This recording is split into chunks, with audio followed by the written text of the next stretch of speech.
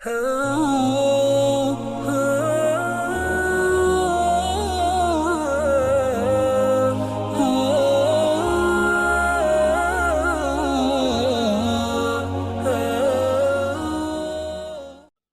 بعد فأعوذ بالله من الشيطان الرجيم بسم الله الرحمن الرحيم رب اشرح لي صدري ويسر لي أمري واحلل عقدة من لساني يفقهوا قولي اللهم ربنا ألهمنا رشدنا وأعصمنا من شرور أنفسنا اللهم أرنا الحق حقا وارزقنا اتباعه وأرنا الباطل باطلا وارزقنا اجتنابه آمین یا رب العالمین۔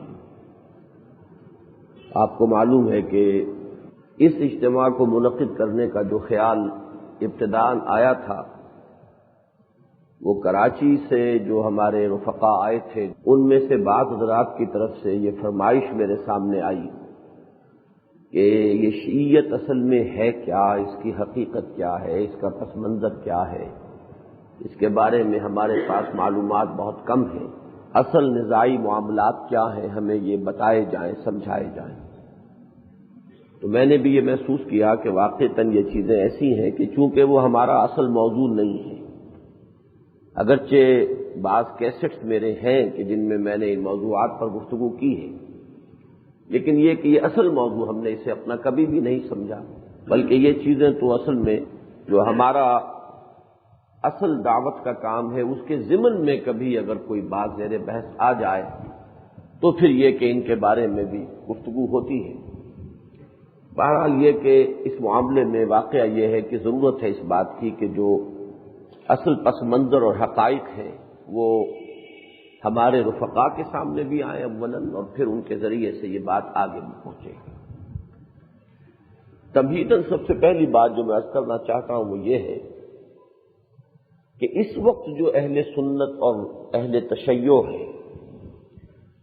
یہ نہ سمجھیے کہ یہ ساری باتیں اہل تشیع بھی اچھی طرح سمجھ کر مانتے ہیں۔ جیسے اہل سنت کی اکثریت صرف ایک نسلی مسلمانوں پر مشتمل ہے، ان کا اسلام کے ساتھ عملی رابطہ بھی بہت کم ہے اکثریت کا معاملہ، اسی طریقے سے بس انہیں یہ تو معلوم ہے کہ ہم سنی ہیں، باقی یہ کہ اس میں تسنن اور تشیع میں فرق کیا ہے، بنیادی بات کیا ہے، اکثر کے علم میں نہیں ہے۔ یہی معاملہ اہل تشیع کا بھی ہے، اکثریت ان کی بھی صرف بربنائے ولادت ایک خاص یعنی جو معروف ایک فرقہ ہے اس میں پیدا ہونے کی وجہ سے وہ اس فرقے کو بلانگ کرتے ہیں، ان کی بھی اکثریت کے علم میں یہ اصل حقائق نہیں ہے۔ لہذا جو بات میں کہوں گا کہ جو اصل فتنہ ہے، جو پس منظر ہے جس کو ہم سمجھ رہے ہیں، یہ نہ سمجھیے کہ میں یہ کہہ رہا ہوں کہ ہر شخص جو اپنے آپ کو شیعہ کہتا ہے وہ شعوری طور پر ان باتوں کو جانتا ہے یا مانتا ہے، اور یہ تمام باتیں اس کے سامنے موجود ہیں، اور وہ شعوری طور پر اس تمام ان چیزوں میں شریک ہے کہ جو چیزیں کہ در حقیقت ابتدا میں اس فتنے کا آغاز کرنے والے لوگوں کے پیش نظر تھی۔ یہ فرق جو ہے اس کو ذہن میں اچھی طرح رکھیے۔ اب یہ ہے کہ میں اس سے پہلے کہ یہ بتاؤں کہ اصل میں سبائیت کیا ہے، یہ بات تو میں نے بیان کر دی کہ میں سبائیت کو بیان کر رہا ہوں، شیعیت کو نہیں، ان دونوں کے درمیان ایک فرق ہے، وہ بعد میں اس کو واضح کر دوں گا۔ سبائیت کیا ہے اور کس طرح ایک شخص نے اسلام کو ختم کرنے کے لیے ایک بہت بڑی سازش کی اور اس کی سازش کامیاب ہوئی، تو اس پس منظر کو بیان کرنے سے قبل میں چاہتا ہوں کہ تاریخ میں اس کی ایک اور مثال جو موجود ہے وہ بھی آپ کے سامنے ہو، ورنہ ذہن میں یہ اشکال ہوتا ہے کہ کیا ایک شخص اتنا بڑا کارنامہ سر انجام دے سکتا ہے۔ یہ بات وہ ہے کہ جو بہت سے لوگوں کے ذہنوں میں از خود بھی پیدا ہوگی، اور کچھ لوگ جواباً بھی اس اعتراض کو پیش کریں گے۔ تو اگرچہ اصولاً یہ بات اس کا ایک جواب عقلی اور منطقی بھی ہے کہ دنیا میں بڑے بڑے کام افراد نے کیے ہیں، آخر پورا دین اسلام محمد رسول اللہ صلی اللہ علیہ وسلم ایک ہی شخصیت،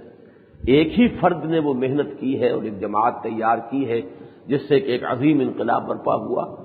اسی طریقے سے بڑے بڑے فتنے بھی شروع ہوتے ہیں تو کسی ایک فرد سے شروع ہوتے ہیں، اب یہ کون نہیں جانتا کہ آج دنیا کے کتنے بڑے رقبے پر کمیونزم کا نظام جو قائم ہے، تو ایک ہی شخص ہے جس کے ذہن سے اس کا پورا مواد جو ہے برآمد ہوا، مارکس نے اس کا فکر دیا، اور آج یہ ہے کہ دنیا میں ایک وسیع و عریض رقبے پر وہ نظام قائم ہے۔ تو ایک تو اس کا اصولی اور منطقی جواب ہے۔ ایک میں اصل میں تاریخ مذاہب بلکہ تاریخ اسلام سے ایک مثال دینا چاہتا ہوں۔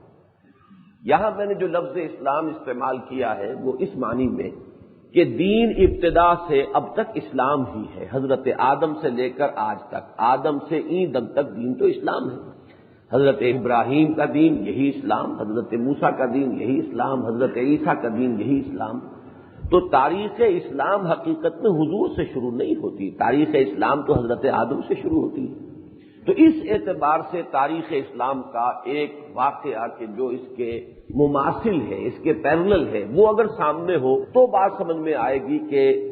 کیا یہ سازش تھی، اس کا ہدف کیا تھا، اور کس طرح یہ کامیاب ہوئی۔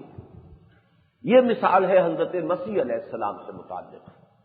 حضرت مسیح علیہ السلام اللہ کے جلیل القدر پیغمبر، ان کی تعلیم بھی ظاہر بات ہے کہ توحید پر مبنی تھی، اللہ کی بندگی کرو، اور انہوں نے ظاہر ہے کہ معاذ اللہ ثم معاذ اللہ، ہم کبھی یہ گمان تک نہیں کر سکتے کہ انہوں نے الوہیت کا دعویٰ کیا ہو۔ ان کی دین کی تعلیمات بعین ہی وہی تھیں کہ جو حضرت موسیٰ کی، حضرت محمد کی صلی اللہ علیہ وسلم۔ لیکن اب آپ اس بات پر غور کیجئے کہ حضرت مسیح علیہ السلام کی زندگی میں ایک شخص جس کا نام پول تھا، جب تک حضرت مسیح دنیا میں موجود رہے، وہ پول یہودی، ویسے تو یہ کہ حضرت مسیح بھی بنی اسرائیل میں سے تھے، حضرت مریم کے تو بیٹے ہیں نا، اگرچہ باپ نہیں ہے، لیکن عیسیٰ ابن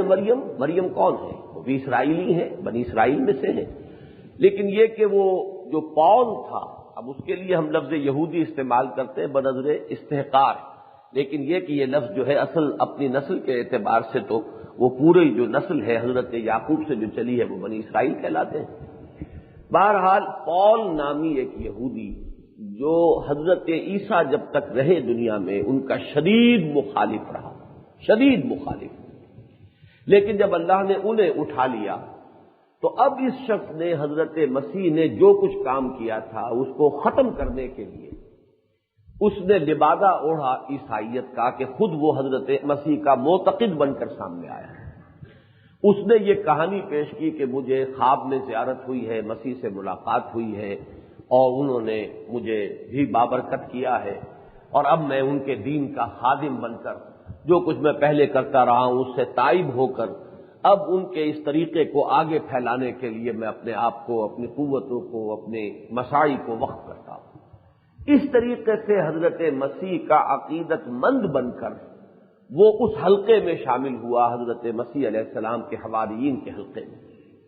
اور اس نے رفتہ رفتہ اپنا جو ظاہری زہد اس کا تھا، جو بھی تصنع والا مصنوعی اس کی روحانیت کا لبادہ تھا، اس کا اتنا اثر اس نے قائم کیا کہ بہت سے لوگ اس کے معتقد ہو گئے۔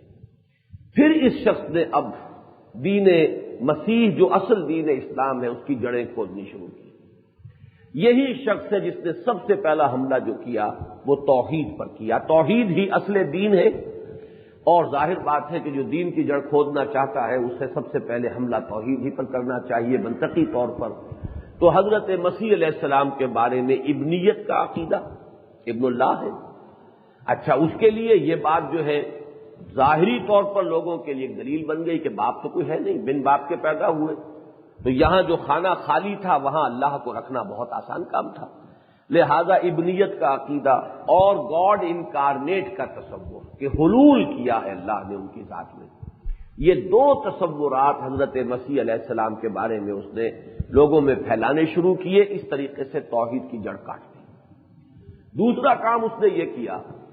کہ شریعت کو منسوخ کر دیا، کہ شریعت ایک بوجھ ہے، شریعت ایک لعنت ہے، یہ الفاظ اس کے موجود ہیں اب بھی سینٹ پال کے خطوط کے اندر، کہ جو نیو ٹیسٹمنٹ کا جز ہے، کہ یہ شریعت اس لیے بوجھ اور لعنت ہے کہ جب کوئی شخص شریعت کے کسی حکم کی خلاف ورزی کرتا ہے تو اس کے دل پر ایک گناہ میں آلودہ ہو جانے کا بوجھ قائم ہو جاتا ہے۔ یہ بوجھ جو ہے یہ در حقیقت اس کے لیے سوہان روح بن جاتا ہے، اور یہ چیز جو ہے پھر اس کے لیے آگے ترقی کرنے کا راستہ بند کر دیتی ہے۔ لہذا نہ کوئی شے حرام ہو، نہ اس کے ارتکاب سے کچھ طبیعت کے اندر ملال ہو اور رنج ہو، اور اس طریقے سے وہ منفی کیفیت جو کہ انسان کی روحانی ترقی کا ذریعہ بنتی ہے اس کی جڑ کاٹ دی جائے۔ یہ اس کا دوسرا بڑا کارنامہ ہے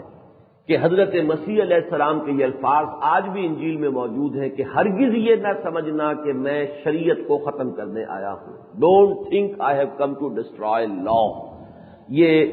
متی کی انجیل میں یہ الفاظ موجود ہیں، اس لیے کہ انجیل میں کوئی شریعت ہے ہی نہیں، شریعت تو حضرت موسیٰ ہی کی تھی، حضرت موسیٰ ہی کی شریعت اور بنی اسرائیل ہی کے ایک نبی کی حیثیت سے حضرت مسیح آئے، رسولاً الی بنی اسرائیل۔ ان کی دعوت کا دائرہ بھی بنی اسرائیل تک ہی محدود تھا، اس سے آگے ان کے ذمے نہیں تھا۔ یہ الفاظ بھی حضرت مسیح کے موجود ہیں کہ میں اسرائیل کے گھرانے کی کھوئی ہوئی بھیڑوں کی تلاش میں آیا ہوں۔ بلکہ اس سے زیادہ سخت الفاظ بھی جن کے بارے میں نے پہلے بھی عرض کیا ہوگا، کبھی کیا ہے، آپ حضرات کے علم میں آیا ہوگا کہ وہ الفاظ میں نہیں سمجھتا کہ حضرت مسیح کے ہوں گے، لیکن انجیل میں بہرحال انہی کی طرف منسوب کر کے یہ الفاظ جو ہیں وہ درج کیے گئے ہیں اور آج تک موجود ہیں کہ انہوں نے غیر اسرائیلیوں میں تبلیغ کو ان الفاظ میں منع کیا کہ کوئی شخص بھی اپنے بچوں کے حصے کی روٹی کتوں کے آگے نہیں ڈالا کرتا۔ یہ اصل میں یہودیوں کے اندر جو اپنی نسلی برتری کا احساس ہے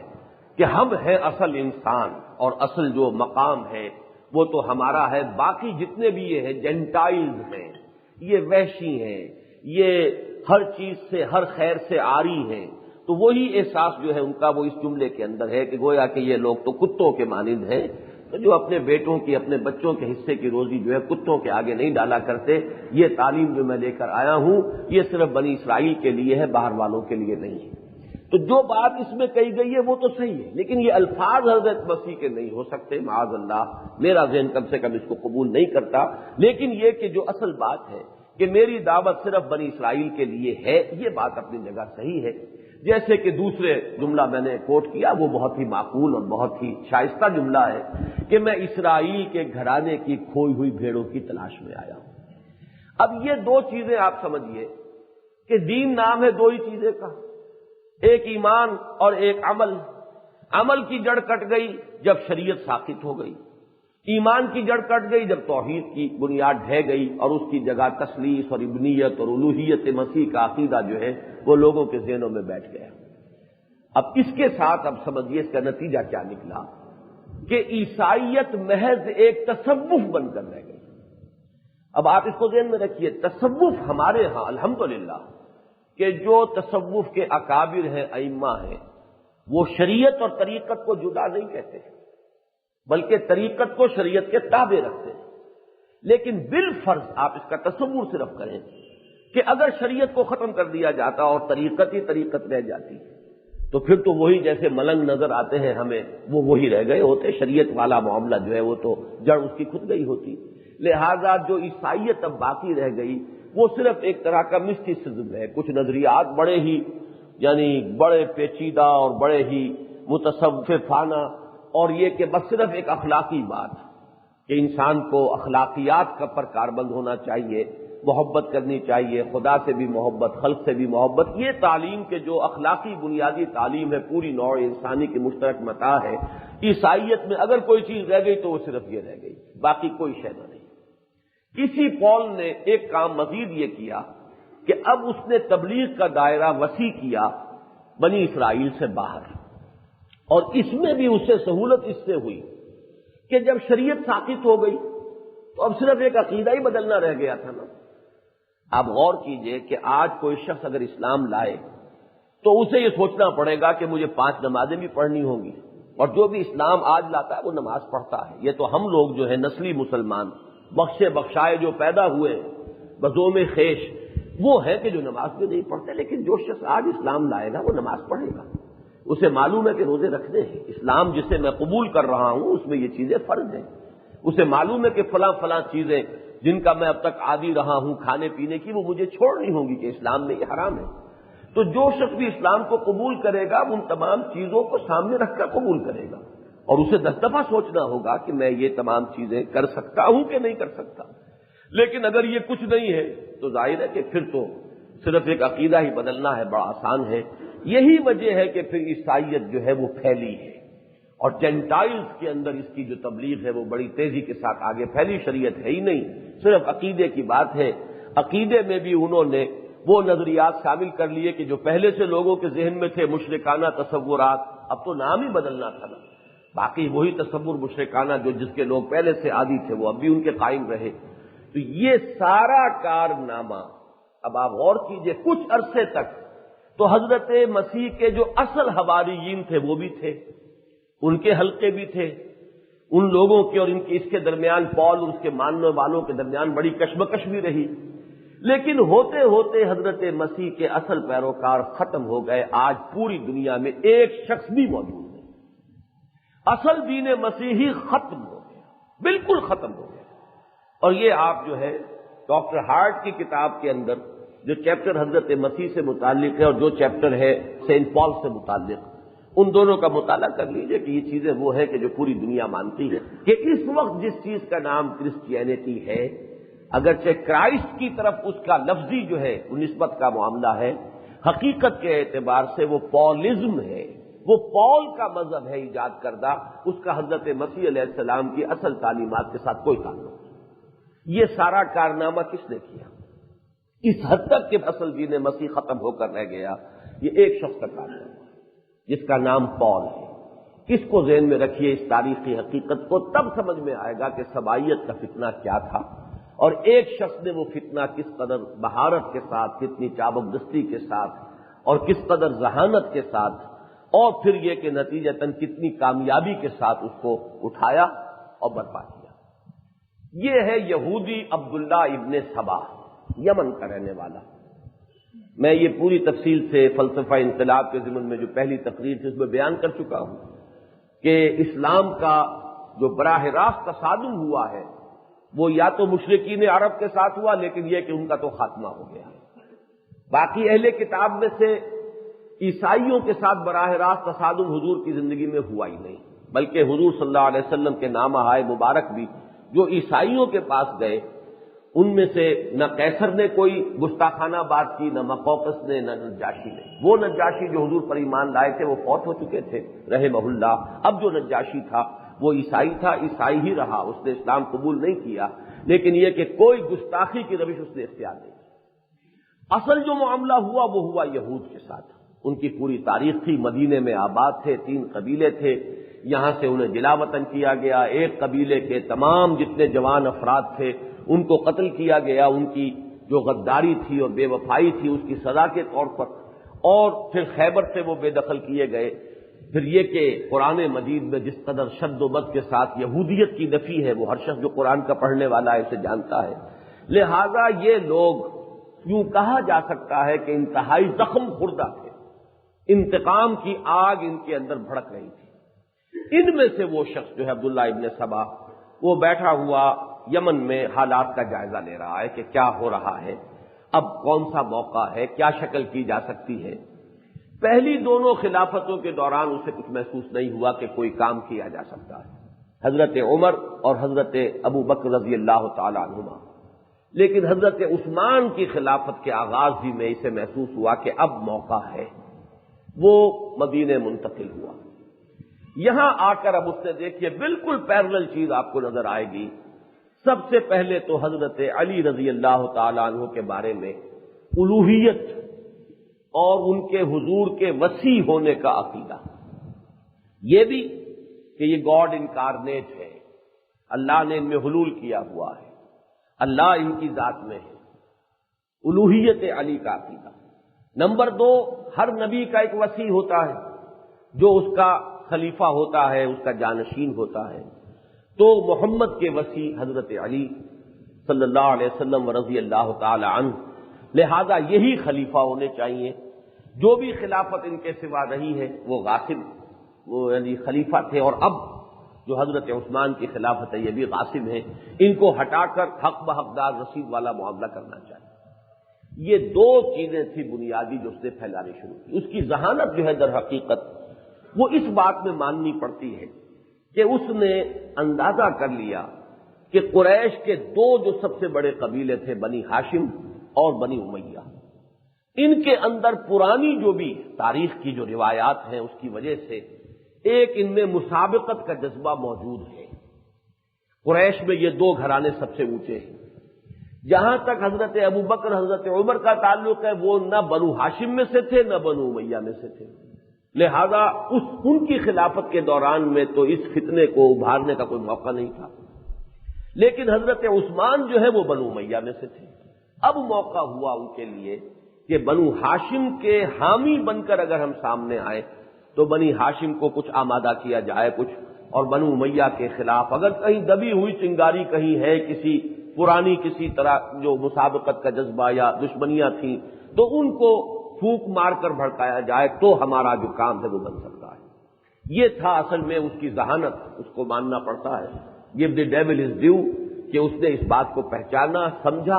اور یہ بات وہ تھی کہ جو خود عبداللہ ابن ابی بارہا کرتا رہا تھا،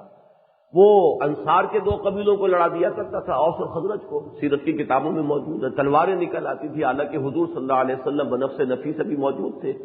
آپ کے وجود کے برکت ہی کی وجہ سے پھر وہ آگ ٹھنڈی پڑتی تھی اور وہ بات جو ہے ختم ہوتی تھی، فتنہ فروغ ہوتا تھا۔ سیرت کی کتابوں میں آپ کو یہ واقعات مل جائیں گے۔ تو اب ظاہر بات ہے کہ حضور کی وہ جو شخصی برکات ہیں وہ بھی اب موجود نہیں، اور اب یہ کہ بنو ہاشم اور بنو امیہ کے مابین اگر کوئی بات شروع کر دی جائے تو شاید کہ کچھ لوگ جو ہیں وہ اس کو لے کر کھڑے ہو جائیں۔ بہرحال یہ فتنہ ہے کہ جس کی آگ اس نے بھڑکانی شروع کی۔ اس کے بعد اس شخص نے مدینے سے نکل کر پہلے بصرے کو اپنا مرکز بنایا۔ وہاں ایک جرائم پیشہ شخص تھا حکیم ابن جبلہ، اس کے ساتھ اس نے سازش کی اور ان خیالات کو اس نے وہاں پھیلانا شروع کیا۔ وہاں کے گورنر کو جب یہ اطلاعات ملی اس نے بات پرس کی تو وہاں سے حکیم ابن جبلہ وہیں رہا، یہ خود کوفے آ گیا، اور کوفے میں پھر اسے بڑی پذیرائی حاصل ہوئی۔ یہ میں تفصیل سے بیان کر چکا ہوں کہ کوفہ در حقیقت چونکہ عراق اور ایران کی سرحد پر واقع تھا تو یہ ایک چھاونی ہے کہ جو بنائی گئی تھی ایران اور مشرقی جتنے مقبوضات تھے ان کے کنٹرول کے لیے۔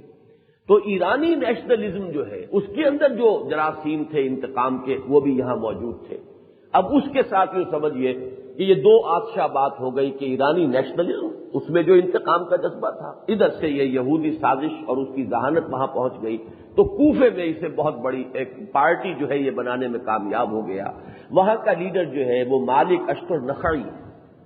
یہ نام بھی بہت اہم ہے اس لیے کہ بعد کے تمام معاملات میں اس کا نام آتا ہے۔ یہاں کے گورنر نے بات پرس کی تو یہ یہاں سے پھر شام چلا گیا دمشق میں امیر معاویہ رضی اللہ تعالی عنہ تھے، وہاں اس کی دال نہیں گلی بالکل، پھر یہ مصر گیا اور وہیں پر اس نے اپنا ڈیرا لگایا۔ ہر جگہ ان دو عقیدوں کے علاوہ تیسری بات جو اس نے شروع کی، تیسری اور چوتھی، کہ ایک تو یہ کہ ہر جگہ حضرت عثمان کے خلاف پروپیگنڈا، بے بنیاد باتیں، اتہامات، الزامات، یہ میں بیان کر چکا ہوں اپنی اس تقریر میں کہ ظاہر بات ہے کہ اب اس زمانے میں جبکہ مینز آف کمیونیکیشن بھی نہیں تھے اور لوگوں کے پاس تحقیق حال کے مواقع بھی نہیں تھے تو بڑا آسان تھا کوئی بھی خبر جو ہے کوئی افواہ اڑا دی جائے، تو ہر جگہ پر ایک تو حضرت عثمان کو ٹارگٹ بنایا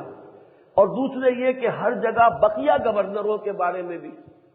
اب کوفے میں ہے تو کوفے والے تو اپنے گورنر کو جانتے ہیں،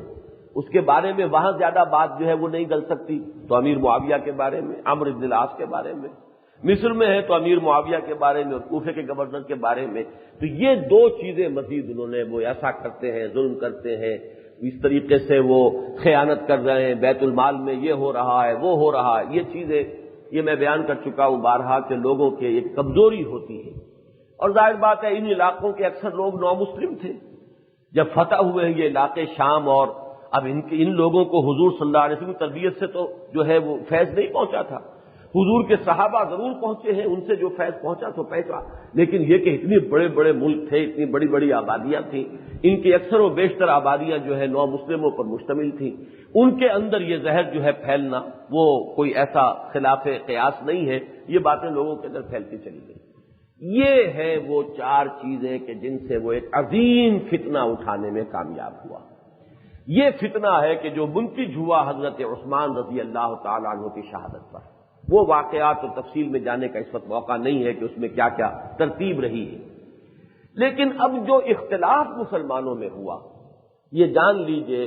کہ پہلا اختلاف جو ہوا ہے حضرت عثمان رضی اللہ تعالیٰ عنہ کی شہادت کے بعد ہوا. وہ اختلاف کیا تھا؟ خالص سیاسی نوعیت کا، انتظامی نوعیت کا اختلاف. حضرت علی رضی اللہ تعالیٰ عنہ کو خلافت کی بیعت لینے پر انہی لوگوں نے مجبور کیا. آگے بڑھ کر انہوں نے بیعت کی. پھر انہوں نے ایک حصار قائم کر دیا حضرت علی کے گرد، اور وہ حضرت علی رضی اللہ تعالیٰ عنہ جو ہے وہ ساری عمر بقیہ ان کے جو بھی خلافت کا عرصہ ہے 4.5 برس، وہ اس حصار میں رہے، محصور رہے، یہی لوگ ان کے گرد گھیرا ڈالے رہے. ادھر جو حضرت عثمان رضی اللہ تعالیٰ عنہ کی قصاص کا جو ایک دعویٰ لے کر کھڑے ہوئے، ان میں ام المومنین حضرت عائشہ بھی ہیں رضی اللہ تعالیٰ عنہ. 2 حضرات عشرہ مبشرہ میں سے حضرت زبیر، حضرت طلحہ، ان کے علاوہ 2 گورنر حضرت معاویہ اور حضرت عمرو بن العاص رضی اللہ تعالیٰ عنہ مجمعین، یہ وہ لوگ تھے کہ جنہوں نے مطالبہ کیا. حضرت علی کی خلافت کو کسی نے چیلنج نہیں کیا. یہ کسی نے نہیں کہا کہ آپ اس کے اہل نہیں ہیں یا اس کے حقدار نہیں ہیں، بلکہ صرف یہ کہ یہ لوگ کہ جنہوں نے شورش برپا کی، جنہوں نے حضرت عثمان کو شہید کیا، وہ آپ کے ارد گرد ہیں، ان سے اپنے آپ کو علیحدہ کیجئے، ان کو سزا دیجئے، ہم سب بیعت کرنے کے لیے تیار ہیں. لیکن ہوا کیا؟ اب اس کے نتیجے میں 2 نام آئے. حضرت علی کے جو ارد گرد تھے، حامیان علی یوں کہہ لیجئے، انہوں نے یہ شکل اختیار کی، ان کا نام پڑ گیا شیعان علی. اور حضرت عثمان کے قصاص کے جو دعوے دار بن کر کھڑے ہوئے، ان کا نام پڑ گیا شیعان عثمان. حالانکہ عثمان تو فوت ہو چکے، شہید ہو چکے.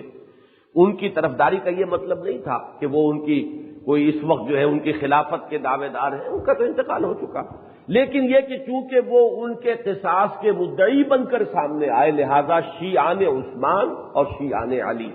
یہ 2 پہلا جو ہے اسلام کی تاریخ میں اختلاف کا جو عنوان بنے ہیں، وہ یہ 2 نام بنے. یہ بات میں بیان کر چکا ہوں، کئی مرتبہ سامنے آئی ہے کہ ان دونوں کے مابین حضرت علی اور حضرت عائشہ کے درمیان مصالحت ہو رہی تھی. لیکن یہ کہ رات کی تاریکی میں عبداللہ ابن سبا موجود تھا حضرت علی کے لشکر میں، اور اب ساتھ ہی وہ مالک اشتر نخعی، ان دونوں نے سازش کی اور حملہ کروا دیا حضرت عائشہ رضی اللہ تعالی عنہا کے لشکر پر. حالانکہ گفتگو ہو رہی تھی اور مصالحت ہو رہی تھی، لیکن انہیں نظر یہ آیا کہ اگر یہ مصالحت ہو گئی تو پھر ہماری خیر نہیں، ہم تو تباہ کر دیے جائیں گے اور ہمارے کیفر کردار کو پہنچ جائیں گے. لہذا رات کی تاریکی میں حملہ کرایا. مشہور یہ کر دیا کہ اس لشکر نے حملہ کیا ہے، اور اس کو ہر شخص سمجھ سکتا ہے کہ اس طرح کی سچویشن میں اب تحقیق کرنا اور پھر کوئی اقدام اٹھانا یہ تو ممکن نہیں. وہاں تو پھر یہی ہو گیا، گھمسان کا رن پڑا ہے. 10,000 مسلمان، یہ پہلی جنگ ہے جو ہوئی ہے، 10,000 مسلمان جو ہے ایک رات میں شہید ہوئے. اب اس میں بھی میں جو بات آپ کو سمجھانا چاہتا ہوں وہ یہ ہے کہ حضرت علی کے لشکر میں جتنے بھی لوگ تھے وہ سب کے سب تو سبائی نہیں تھے. فتنہ جو برپا کرنے والے سازشی ہوتے وہ تو آٹے میں نمک کے برابر ہوتے ہیں. لیکن یہ کہ وہ یہی سمجھتے تھے، انہیں یہ باور کرا دیا گیا تھا کہ یہ جو لشکر دوسرا ہے یہ باغیوں پر مشتمل ہے. وہ لڑ رہے ہیں تو گویا کہ باغیوں کو وہ ان کی سرکوبی کے لیے لڑ رہے ہیں.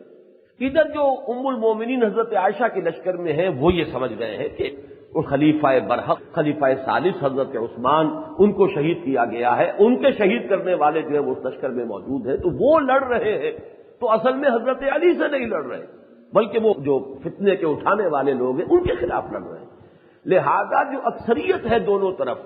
ان کی نیت پر حملہ نہیں ہو سکتا، بلکہ در حقیقت معاملہ ہوتا ہے ایک چھوٹی سی مائنورٹی کا کہ جو سازش کے تحت فتنہ برپا کر دیتی ہے. پھر اس کے بعد جنگ صفین کا معاملہ آیا، اس میں بھی مصالحت ہو رہی ہے، گفت و شنید چل رہی ہے، اور حضرت معاویہ کی طرف سے صرف یہ مطالبہ آیا کہ ہم نے کبھی آپ کے حق خلافت کو چیلنج نہیں کیا، ہم تیار ہیں بیعت کرنے کے لیے، لیکن یہ ہے کہ آپ قاتلان عثمان کو سزا دیجیے یا ہمارے حوالے کیجیے. حضرت علی رضی اللہ تعالیٰ عنہ وہ خط لے کر حضرت معاویہ کا وہ کوفے کی مسجد میں گئے، اعلان کیا. 10,000 مسلح افراد وہاں کھڑے ہو گئے کہ ہم سب قاتلان عثمان. اس وقت تک اتنا زہر سرایت کر چکا تھا لوگوں کے اندر. حضرت علی رضی اللہ تعالیٰ عنہ بے بس ہو کر رہ گئے. اور پھر وہ تحکیم کا معاملہ جب ہوا ہے تو حضرت علی ہی کی فوج میں سے ایک بڑا حصہ جو ہے وہ منحرف ہوا کہ آپ نے کیسے حکم تسلیم کر لیا. جب آپ خلیفہ برحق ہیں، خلیفہ برحق جو ہے وہ یہ تو باغی لشکر ہے، ان کے درمیان مصالحت کے معنی دارت، تحکیم کے معنی دارت، جبکہ آپ برحق ہیں۔ اب آپ نے اگر حکم بنا لیا تو گویا کہ آپ نے کفر کیا ہے، اب ہم آپ کا ساتھ نہیں دیتے۔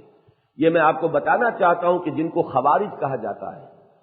تاریخ یہ گواہی دیتی ہے کہ انتہائی دیندار لوگ تھے،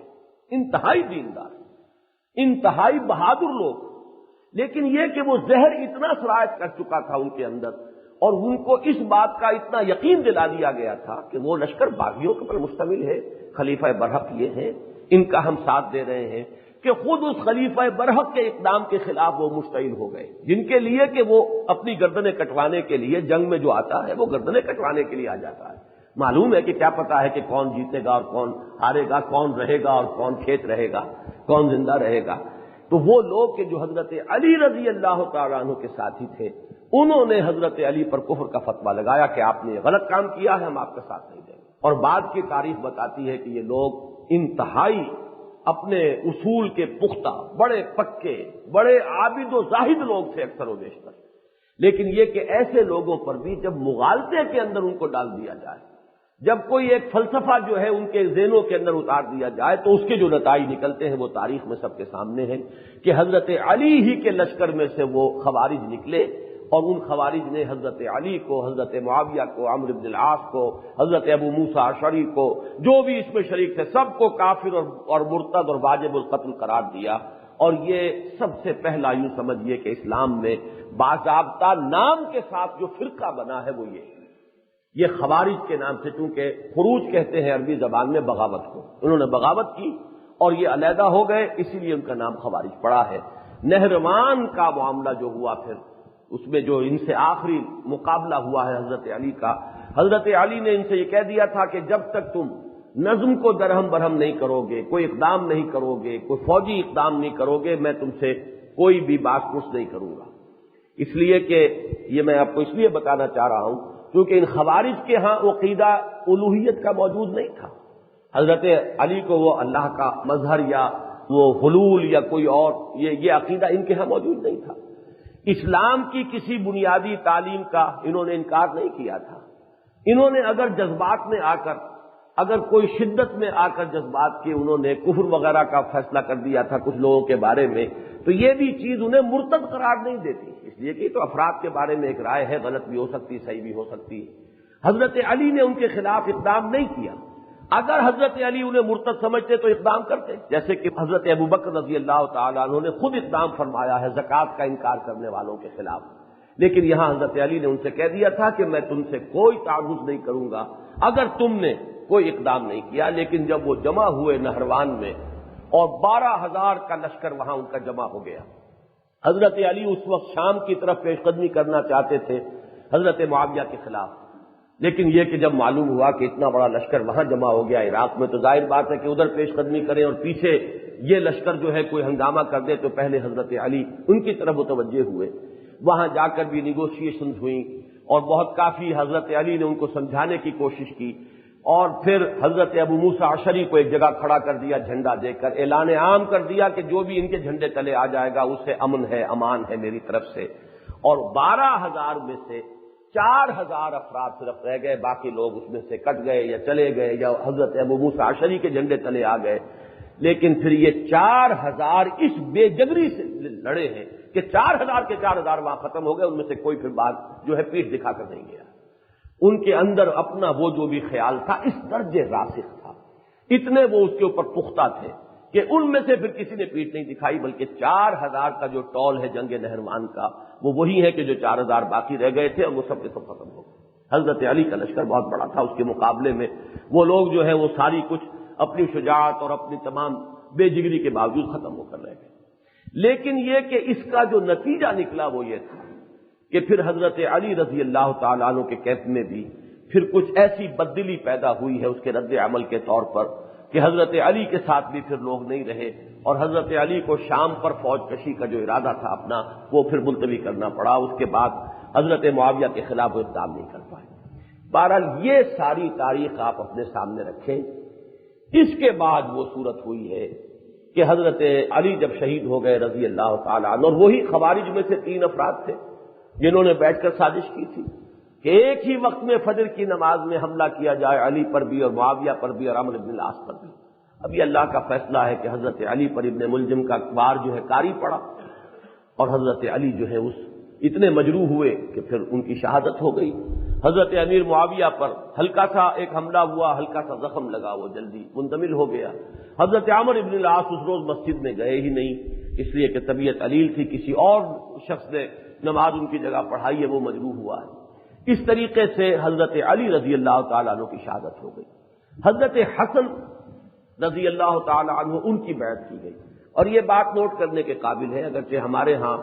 رد عمل میں کچھ لوگ ایسے پیدا ہو گئے ہیں کہ جو اعتراض کرتے ہیں حضرت علی کے بعد حضرت حسن کی خلافت کا بھی، حالانکہ کوئی اعتراض کے قابل بات اس میں نہیں۔ حضرت علی سے جبکہ وہ اس یعنی مجروح تھے اور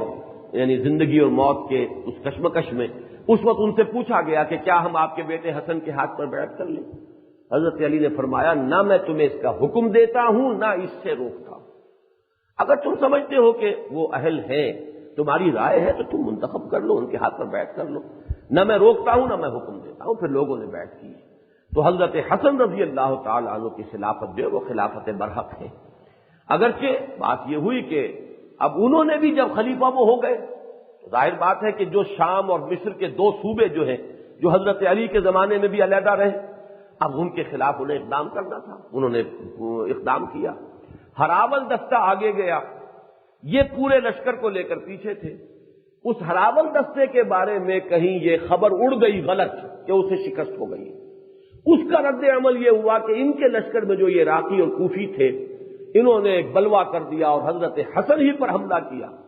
اور ان کے کپڑے بھی پھاڑ ڈالے۔ انہوں نے اس وقت وہ مدائن کے قریب تھے اور ایران کا جو شاہی محل ہے وہ پاس ہی تھا، وہاں جا کر اس میں داخل ہو کر قلعہ بند ہو کر حضرت حسن نے اپنے آپ کو ان کوفیوں سے بچایا جن کے اندر وہ سبائی زہر سرایت کیے ہوئے تھا۔ اور انہوں نے پھر جب صورتحال حضرت معاویہ کی طرف سے آئی، مصالحت کی پیشکش قبول کر لیا، اور وہ 3 شرائط جو مشہور ہیں جو حضرت حسن رضی اللہ تعالیٰ عنہ نے لکھی کہ احواز کا سارا خراج میرے لیے رہے گا، 20 لاکھ درہم سالانہ میرے چھوٹے بھائی حسین کو ملیں گے، اور اب تک جو خانہ جنگیاں ہوئی ہیں اس کی بنا پر کسی کے خلاف کوئی اقدام نہیں ہوگا، جس کو جنرل ایمنیسٹی کہتے ہیں، اعلان عام معافی کا۔ یہ 3 شرائط حضرت معاویہ نے تسلیم کر لی۔ حضرت حسن دستبردار ہو گئے رضی اللہ تعالی عنہ، اور حضرت معاویہ کی بیعت صاف الفاظ انہوں نے کہے کہ اگر یہ میرا حق تھا خلافت تو میں دستبردار ہوا، میں نے معاویہ کو سونپ دی، اور اگر یہ ان کا حق تھا تو حق انہیں پہنچ گیا۔ اس کے بعد وہ 20 سال ہیں حضرت معاویہ کا تدبر، ان کی معاملہ فہمی، ان کا کنٹرول، انہوں نے جس طریقے سے 20 برس اس عظیم مملکت کو چلایا ہے، یہ ہے تاریخ کا وہ درخشاں باب، اگرچہ ہم ان کے دور کو دور خلافت راشدہ میں شمار نہیں کرتے، اس لیے کہ ان کا معاملہ یہ ہے کہ شام میں جو بنو امیہ کے قبیلے کی ایک بہت بڑی قوت کا مرکز بن گیا تھا، یہ ان کی اصل پشت پناہ طاقت تھی، لہذا جو مسلمانوں کے باہمی مشورے سے کسی منصب کے اوپر نصب کیا جانے کا معاملہ خلافت راشدہ کی شرط ہے، وہ یہاں پوری نہیں ہوتی، بلکہ ایک قوت کی بنیاد پر اور ایک خاص قبیلے کی پشت پناہی کی بنیاد پر حضرت معاویہ رضی اللہ تعالیٰ عنہ کی حکومت یہ قائم رہی ہے۔ شخصاً وہ حضور کے صحابی ہیں، الصحابۃ کلہم عدول، شخصاً ہم انہیں بھی راشد مانتے ہیں، اولئک ھم الراشدون میں وہ شامل ہیں۔ پھر یہ کہ ان کی حکومت جو ہے، اس حکومت میں سوائے اس ایک شرائعت کے ذریعے سے نصب نہ ہونے کے باقی تمام برکات موجود ہیں، لیکن یہ کہ بہرحال خلافت راشدہ میں اہل سنت اسے تسلیم نہیں کرتے، اگرچہ وہ خود اپنی ذات میں راشد ہیں، اس لیے کہ صحابی ہے، اور صحابہ کے بارے میں قرآن مجید کے الفاظ ہیں اولئک ھم الراشدون سورہ حجرات کے اندر۔ لیکن اس 20 سال کے عرصے میں باہمی امن رہا، اور یہ میں نے اس تقریر میں بھی کہا تھا کہ ہم اس کا بخوبی اندازہ کر سکتے ہیں کہ کس درجے سانپ لوٹتے رہے ہوں گے ان سبائیوں کے کہ ان کا کوئی بس نہیں چلا،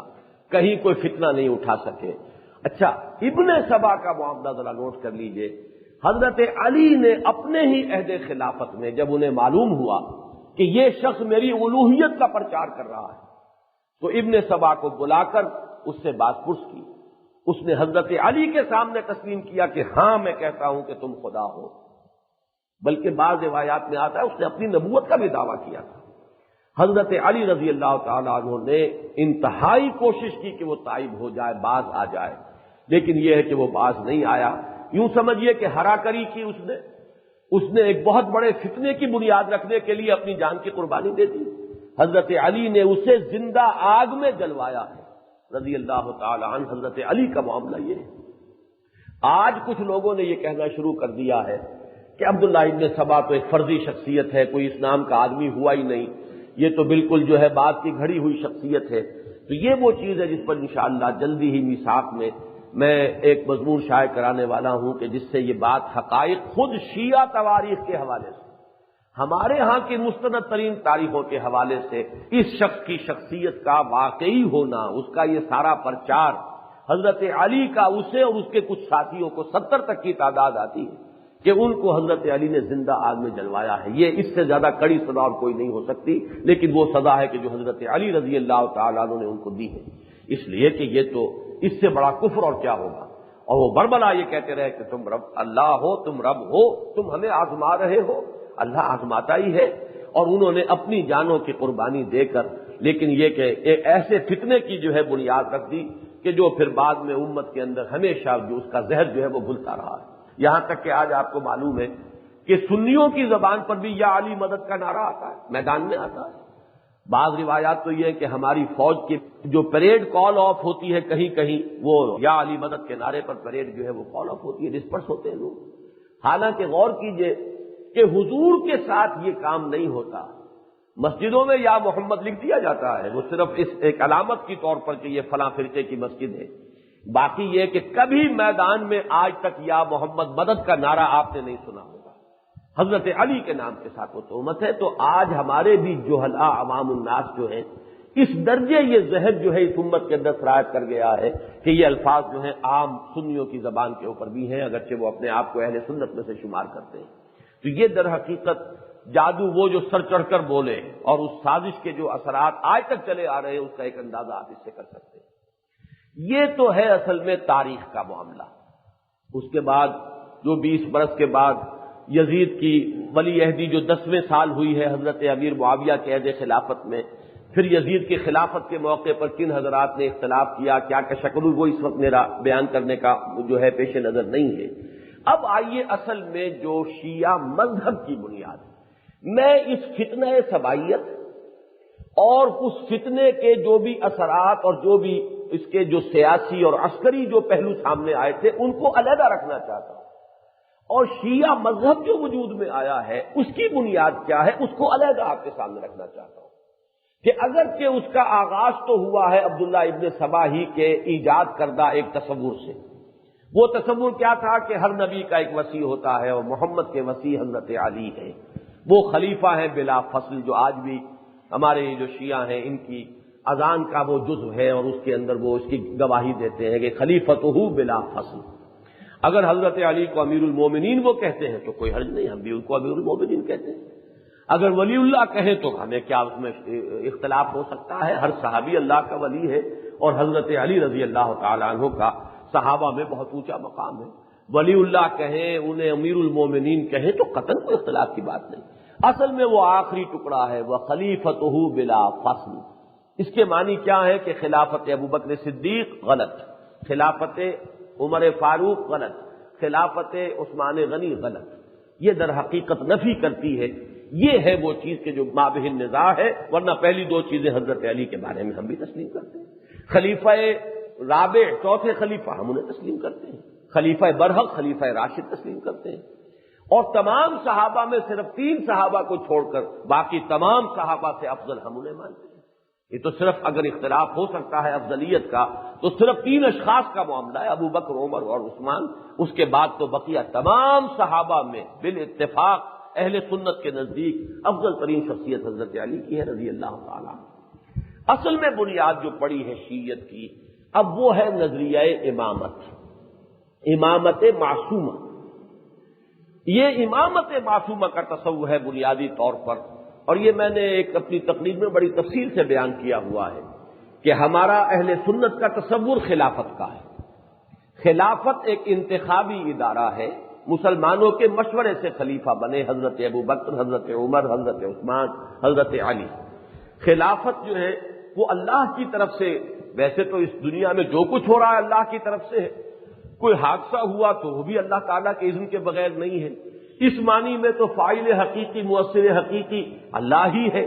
لیکن یہ ہے کہ جیسے نبوت اللہ کی طرف سے عطا ہوتی ہے، ایسے خلافت اللہ کی طرف سے دی ہوئی نہیں ہے، بلکہ یہ مسلمانوں کے باہمی مشورے سے نصب ہوتی ہے۔ جبکہ امامت معصومہ کا تصور یہ ہے کہ امام اللہ کی طرف سے معین ہے، مامور من اللہ، نمبر 1۔ نمبر 2 یہ کہ وہ معصوم ہے، جیسے نبی معصوم ہوتا ہے ایسے امام معصوم۔ نمبر 3 یہ کہ مفترض الطاعہ، یہ الفاظ جو ہے ذرا تھوڑے سے مشکل ہیں۔ مفترض الطاعہ اس کو کہتے ہیں کہ جس کی شخصاً اطاعت واجب ہو۔ ایک اطاعت ہوتی ہے منصب کے اعتبار سے، جسے آپ ایکس آفیشو کہتے ہیں، ایک ہے شخصاً اطاعت۔ حضرت ابوبکر کی اطاعت تھی بطور خلیفہ، حضرت عمر کی اطاعت تھی بطور خلیفہ، وہ اس پوزیشن یا اس آفس کی وجہ سے اطاعت ہے۔ حضور صلی اللہ علیہ وسلم مطاعت ہے اپنی ذاتی حیثیت میں بربنائے نبوت، حضرت صدیق اکبر مطاعت ہے بربنائے خلافت جو مسلمانوں نے انہیں اپنے مشورے سے سونپی تھی، حضرت عمر مطاعت تھے لیکن وہ اپنے اس منصب کی وجہ سے، جبکہ امام چونکہ مامور من اللہ ہے، چونکہ معصوم ہے، لہذا وہ مفترض الطاعہ ہے، اس کی شخصاً اطاعت لازم ہے۔ چوتھی چیز وہ اپنے ائمہ معصومین کے بارے میں یہ کہتے ہیں کہ وحی تو ان پر نہیں اترتی، یہی وہ چیز ہے جس کی بنا پر ان کے کفر کا فتویٰ، اگرچہ ویسے تو لوگوں نے دیا ہے بہت سے، اب مولانا احمد رضا خان صاحب کا بھی فتویٰ اس دور میں شائع ہوا ہے کہ انہوں نے بھی ان کے بارے میں کفر کا فتویٰ دیا، اور بہت سے علماء کی طرف سے مل جاتا ہے، لیکن وہ اجماع امت کا، جیسے کہ مثلا قادیانیوں کے بارے میں ہوا، وہ نہیں ہو سکا ہے۔ اس کی وجہ یہ کہ انہوں نے لفظ نبی استعمال نہیں کیا، نمبر 1۔ نمبر 2 انہوں نے وحی نہیں تسلیم کی، بلکہ صرف یہ کہا ہے کہ وحی جو ہے اس کے اصل مفہوم کو صرف امام جانتا ہے، اس کے اصل مفہوم کو کوئی نہیں جانتا۔ ایک تو الفاظ سے مفہوم اخذ ہوتا ہے، وہ اس کا ظاہری مفہوم ہے، ایک باطنی مفہوم ہوتا ہے جو الفاظ سے نہیں،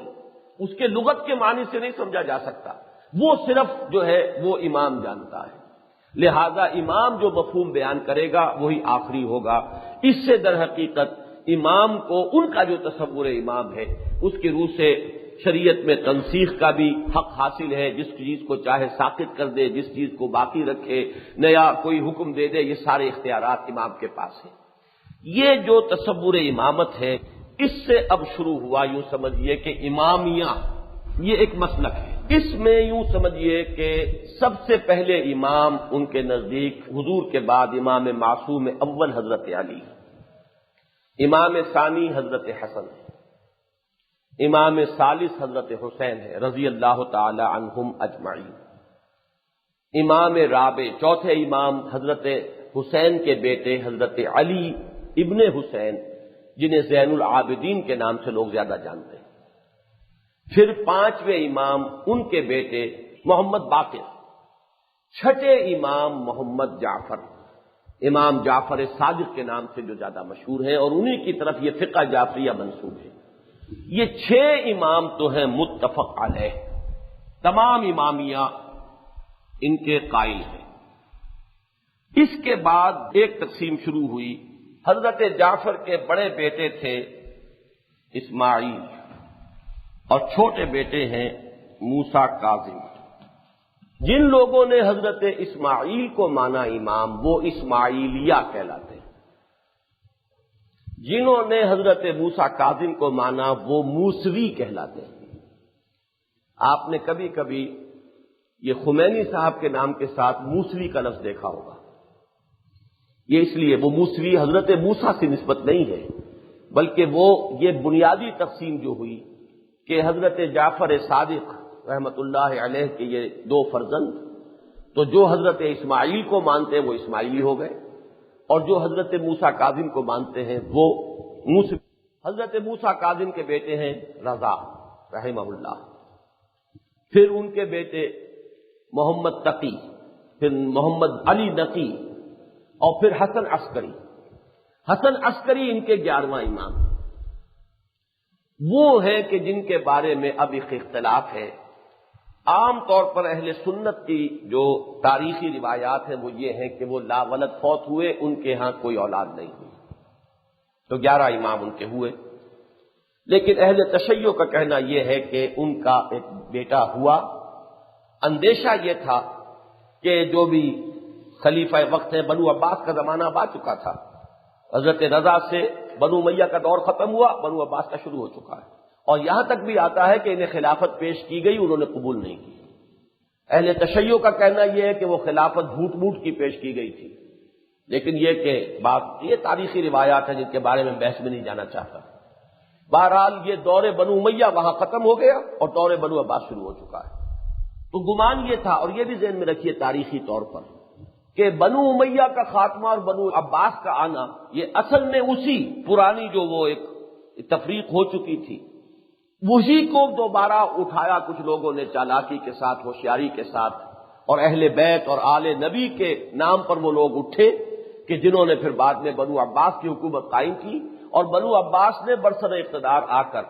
پھر ظلم جو ہے وہ خود آل بیت کے اوپر یعنی اہل بیت کے اوپر ڈھائے ہیں۔ انہیں یہ اندیشہ تھا کہ یہی لوگ ہماری اس خلافت کے اور ہماری حکومت کے سب سے بڑے چیلنج کرنے والے ہو سکتے ہیں۔ یہ تو تاریخی چیزیں ہیں۔ بہرحال 11ویں امام کے بعد ان کا کہنا یہ ہے کہ 12ویں امام حضرت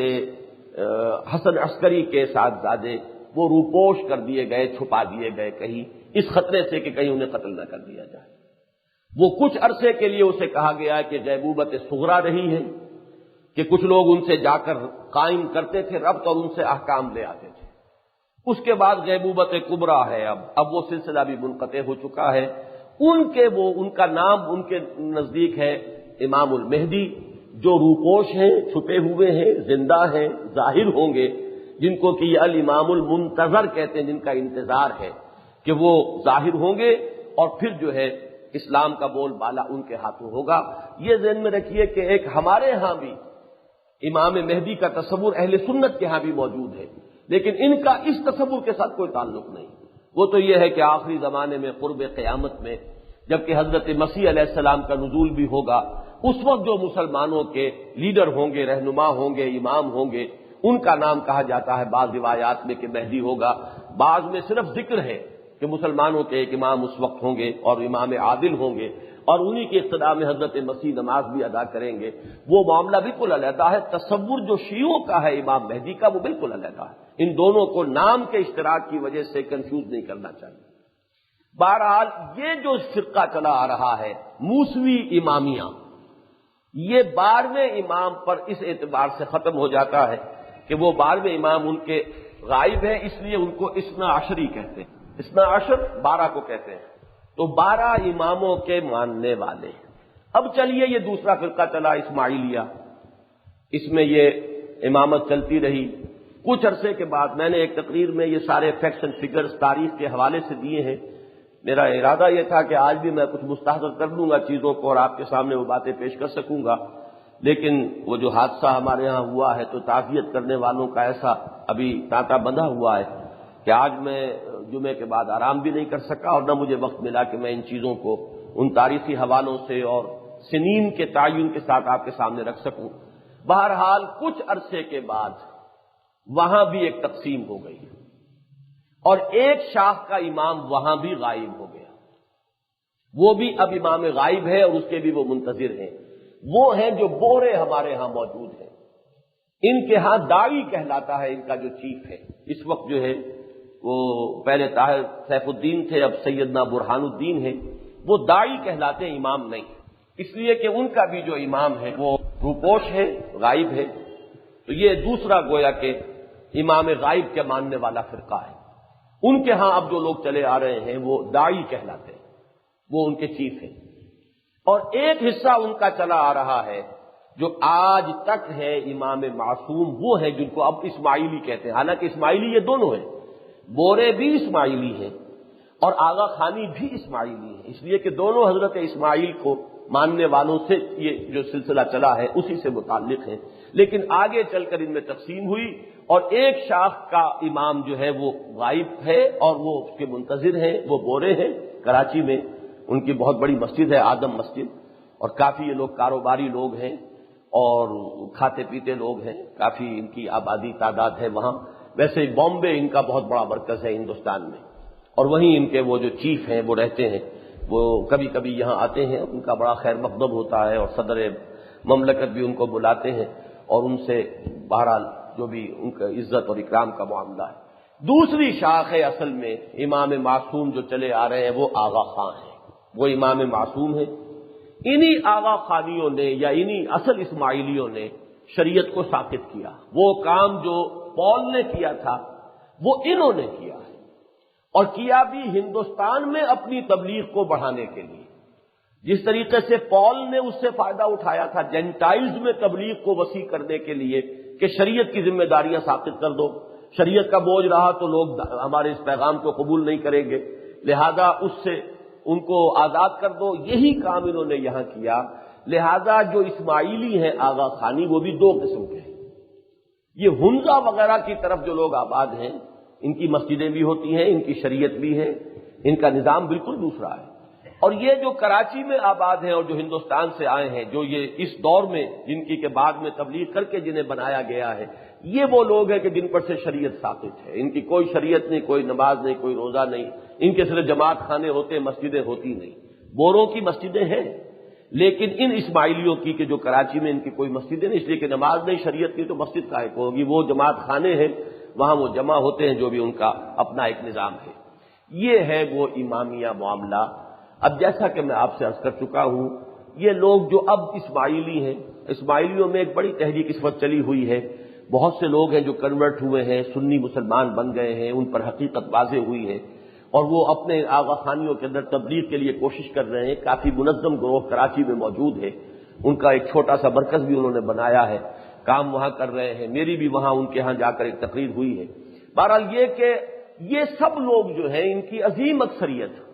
جیسے کہ ہمارے لوگ جو ہلا ہیں جن کا کچھ پتہ نہیں، بس یہ کہ ایک نسبت ہے جو چلی آ رہی ہے،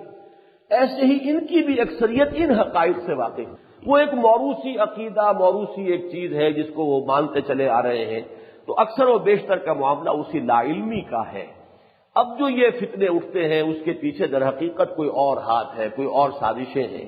کوئی اور جس کو کہ بہرحال ہم معین نہیں کر سکتے، لیکن جو کچھ ہوا ہے یہ بات بالکل ظاہر ہے کہ یہ کوئی سوچی سمجھی اسکیم تھی جس کے تحت یہ معاملہ ہوا ہے، ورنہ خود اہل تشیع جو ہے، میری آج کل وہ تقریریں سن کر جو ہے وہ کہتے ہیں کہ اس میں ہمیں کوئی چیز اعتراض والی نظر نہیں آ رہی۔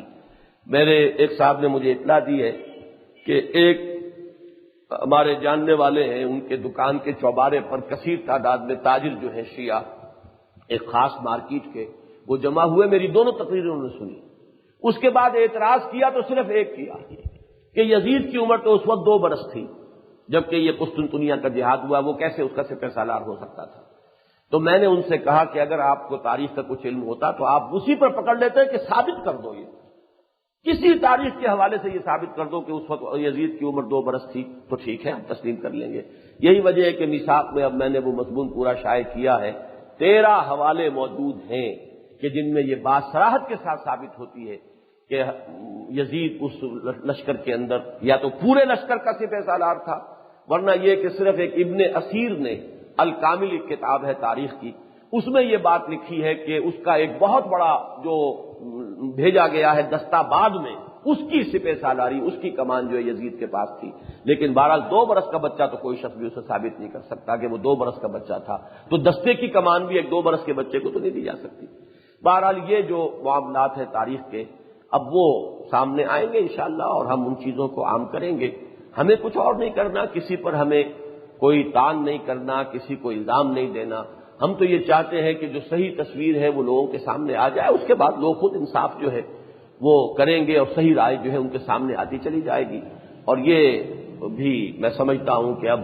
اللہ تعالیٰ کی طرف سے کوئی ایسی بات ہو گئی ہے کہ ہمیں اس میں کچھ نہ کچھ اپنا یعنی اپنی توجہات کا کچھ حصہ اب اس کام میں لگانا پڑے گا، چاہے وہ ہمارے پروگرام میں شامل تھا چاہے نہیں تھا۔ یہ چیز جس طریقے سے ہوئی ہے، اب ظاہر بات ہے کہ جو بحث اٹھ گئی ہے اور جو لوگوں کے سامنے سوالیہ نشان آ گئے ہیں، اب ان کے بارے میں وضاحت کرنا یہ اب ہمارا ایک فرض ہے انشاءاللہ تعالی۔ دھمکیاں جو بھی ہوں اور جس طرح کے بھی خطرات ہوں، خطرہ تو یوں سمجھ لیجئے کہ زندگی کے ساتھ موت کا خطرہ ہر لمحے موجود ہے۔ زندگی وہ شے ہے کہ جس کے ساتھ ہر وقت تلوار موت کی جو ہے وہ اس کے سر پر ٹنگی ہوئی ہے، لہذا اس کا خوف تو میں یہ سمجھتا ہوں کہ بالکل بے معنی بات ہے۔ ہمیں جو کام کرنا ہے اور اس میں کوئی قطعاً یہ نہیں کہ اس کو ہم نے اپنا مین پروجیکٹ بنا لینا ہے یا یہی ہماری اصل مہم ہے یا اسی پر اپنی ساری توجہ حاصل کر دینی ہے، لیکن یہ کہ حقیقت کو واضح کرنا۔ اور یہ دو باتیں میں عرض کر دوں کہ تاریخ نہ اس کو سمجھیے، اس لیے کہ ہمارے دین میں دو حوالے میں دے چکا ہوں کہ جب حضور فرماتے ما انا علیہ و اصحابی، تو صحابہ ہمارے دین کا حصہ بن جاتے ہیں۔ صحابہ کا عمل، صحابہ کے جو بھی معمولات تھے، صحابہ کے جو آراء تھی، وہ دین کا جز بنتی ہے۔ اسی طریقے سے علیکم بسنتی و سنت الخلفاء الراشدین المہدیین، تمہارے اوپر لازم ہے کہ پکڑو مضبوطی کے ساتھ میری سنت کو اور میرے خلفاء راشدین کی سنت کو۔ تو خلفاء راشدین کا معاملہ بھی ہمارے دین کا جز بنتا ہے۔ اس لیے یہ نہ سمجھیے کہ یہ صرف تاریخ کا معاملہ ہے، بلکہ یہ ہماری غلطی رہی ہے اب تک۔ اہل سنت نے اسے تاریخ کا مسئلہ قرار دے کر اس کی طرف توجہ نہیں کی ہے۔ بعد کی تاریخ کو ہم تاریخ کہہ سکتے ہیں، لیکن صحابہ کرام کے دور تک اور خلافت راشدہ، اس کی تاریخ تو در حقیقت ہمارے دین کا جز ہے، اور اس کو ہم کبھی نظر انداز نہیں کر سکتے۔ اس کے بارے میں اگر کوئی مغالطے پیدا کیے گئے ہیں تو ان کو دور کرنا، رفع کرنا، یہ ہمارا دینی فرض ہے، ہماری ذمہ داری ہے، اور اس میں اگر کوئی کوتاہی ہوتی رہی ہے تو اب اس کوتاہی کی تلافی جو ہے کرنے کی بھرپور کوشش کرنا ہمارے ذمہ ہے۔ بس میں اس پر اپنی گفتگو ختم کر رہا ہوں۔ جیسا کہ میں نے عرض کیا کہ مجھے آج کی گفتگو کے لیے تیاری کا موقع نہیں ملا تھا، ویسے بھی یہ دن جس کیفیت میں گزرے ہیں آپ حضرات کو اس کا بخوبی اندازہ ہوگا، اس لیے اس وقت جو بھی میرے سامنے ذہن میں مستحضر چیزیں تھیں وہ میں نے آپ کے سامنے رکھ دی ہیں۔ پھر اس ضمن میں کوئی متعین سوالات آپ حضرات کی طرف سے ہوئے تو آئندہ کی شب بیداریوں میں کوئی موقع نکال کر انشاءاللہ ان سوالات کے جوابات بھی امکانی حد تک دینے کی کوشش کروں گا۔ ایک کتاب کی طرف البتہ آپ کی توجہ میں مبذول کراؤں گا کہ ہمارے ہاں ایک مرتبہ محاضرات میں ملتان سے آئے بھی تھے مولانا نور الحسن شاہ صاحب بخاری، ان کی کتاب جو ہے شہادت عثمان پر اور سیرت عثمان پر حاصل کیجئے، وہ کتابیں اور پڑھیے۔ اور نمبر دو یہ کہ کشف الحقائق، یہ ان چیزوں کے بارے میں عبداللہ ابن سبا کا فتنہ کیا تھا، اس کے بارے میں بھی تاریخی حوالوں کی اب ضرورت ہوگی کہ خود ان کی تاریخ سے حوالے نکالے جائیں۔ رجال کشی ان کی ایک بہت بڑی مشہور کتاب ہے، علامہ کشی، بلکہ فن اسماء الرجال پر پہلی تصنیف ایک شیعہ ہی نے کی۔ ہمارے ہاں بعد میں یہ اسماء الرجال کا فن جو ہے اہل سنت نے پھر محدثین نے اسے بہت آگے بڑھایا ہے، لیکن اسماء الرجال پر پہلی تصنیف ایک شیعہ عالم نے کی ہے اور وہ علامہ کشی کہلاتے ہیں۔ رجال کشی ان کی کتاب ہے بہت مشہور، اور اس میں پورا کا پورا جو عبداللہ ابن سبا کا ترجمہ موجود ہے، اس کے حالات زندگی، اس کے بارے میں یہ سارے معاملات، اور شیعہ کی تواریخ میں ان کا ذکر موجود ہے، اور انہی کی کتابوں میں یہ درج ہے کہ حضرت علی نے انہیں زندہ جلوایا ہے۔ اور آج اب وہ یہ کہتے ہیں کہ ابن سبا تو کوئی شخص تھا ہی نہیں ہے، خام خواہ یہ گھڑی ہوئی شخصیت ہے۔ تو ان چیزوں کے لیے ضرورت ہوگی کہ آپ حضرات ان کا مطالعہ کریں، اور ان چیزوں کے ساتھ جو ہے آپ دلیل کے اس ہتھیار سے مسلح ہوں، تاکہ جب کہیں گفتگو اب ہوگی ہر معاملے کے اندر، اور آپ جہاں بھی اپنی دعوت جو ہے بنیادی اور اصولی دعوت پہنچانے کے لیے جائیں گے وہاں آپ لوگوں کو ان سوالات کے ساتھ منتظر پائیں گے۔ لہذا اس کے لیے تیاری کرنے کے لیے یہ کتابیں حاصل کیجیے اور ان کا مطالعہ کیجیے۔ اسی طرح مولانا منظور نعمانی صاحب کی کتاب جو ہے وہ بھی بہت مفید ہے، اس کا بھی مطالعہ کیجیے۔ اقول قولی ھذا واستغفر اللہ لی ولکم ولسائر المسلمین والمسلمات۔